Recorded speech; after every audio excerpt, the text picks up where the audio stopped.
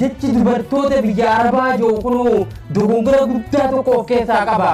Obboleeyyan keenya kan waliin dhalannee fi haadholii teenyan dubartoota biyya Arabaa jechuun sirrii natti hin fakkaatu. Biyya Arabaa carraaqanii ofii fi maatii isaanii jijjiiruudhaaf dhaqan malee maqaan isaanii kabajamtoota dubartoota Oromooti. Dayyuusummaa fi ilaalcha gadaanaa dubartoota keenya kanneen biyya Arabaa jiraniif qabdu kana keessaa bahimee obboleessoo. Dubartoota Awurooppaa nama jedhu dhageesse shamarran biyya Ameerikaa jechuunoo takkaa gurratti baate gonkumaa jiru. Duuba ijoollee teenya kabajamtuu biyya Arabaa dheeyte maaliif Oromummaa isaanii irraa mulqitanii maqaa biyya Arabaa moggaaftaniif? Namni hundi kaayyoo biyya irraa ba'uuf qaba. Garuu carraan bakka fedhe nama buusa.